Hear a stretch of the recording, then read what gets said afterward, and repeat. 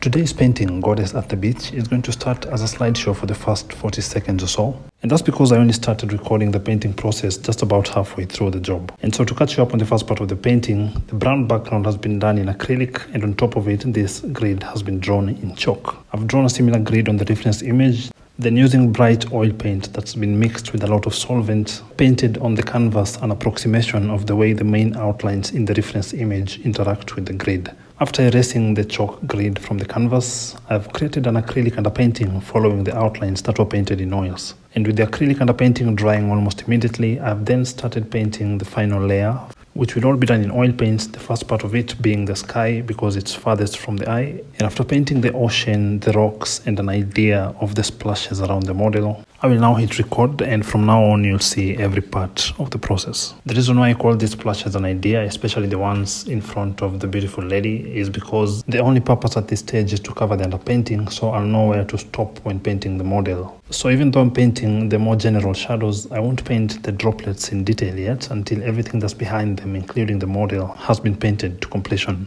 So starting with the splashes of water bouncing off the rocks behind her, I'm going to switch between two hard brushes, the bigger one going first. Then after using it to cover the larger sections with the bigger splashes, I'll then fill in the smaller droplets with the other brush. This section of painting the droplets has to be done when the rocks and everything that's behind them, like the ocean and the sky, is completely dry. If I try to paint these white droplets when the area behind them is still wet, the various colors will blend with each other. So instead of having white droplets against the blue sky, I will, for instance, end up with light blue water droplets on this part. Now, sometimes that's the desired effect, but for this particular painting, I need the water droplets to be clearly distinguishable from all the other elements. Before painting the brightest highlights in any section, I like to exhaust the other colors that lead us to that point. So that's why for every section, you'll notice I'm painting every color, then finishing up with white before moving on to the next. Sometimes I'll place a makeshift palette, aka masking tape in this case, on a dry part of the painting so I can easily access the paint. And for this part, I'm now done with the droplets on the right side of the painting, so now I'll move on to the ones on the left, but only those drops and splashes that are behind the model. If I make the mistake of painting some of the droplets that are in front of her, I'll make my work unnecessarily difficult when painting her because I'll have to paint her skin and her clothes around each drop and sprinkle, which doesn't sound very pleasant.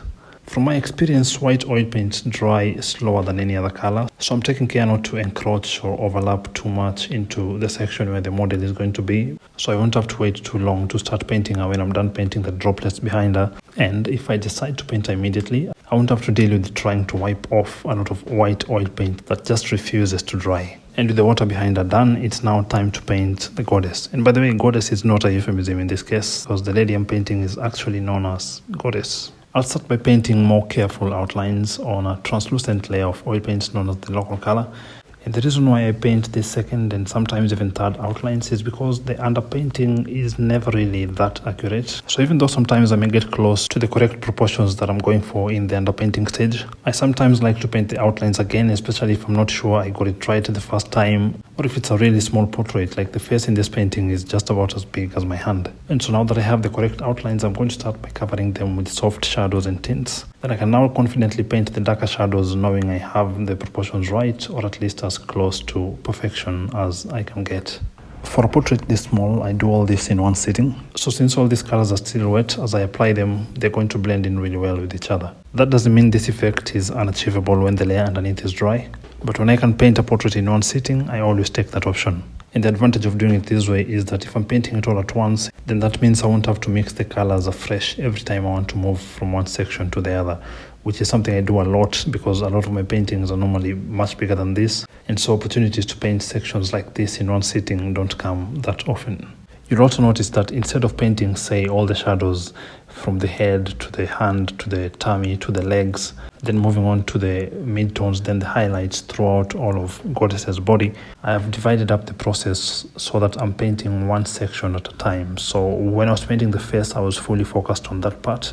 Then when I moved to the shoulder and the breasts and the arms and now the tummy, I can fully concentrate on each particular section that way without having to worry about whether the paint in a different section will dry before I can finish this section I'm working on, which are distractions that can lead me to rush one part. And so doing it this way allows me to give each section full concentration. And after painting her clothing and jewelry, and after giving the colors that I used to paint Goddess's skin a couple of days to dry, I can now come in and paint the final droplets and sprinkles that are in front of her.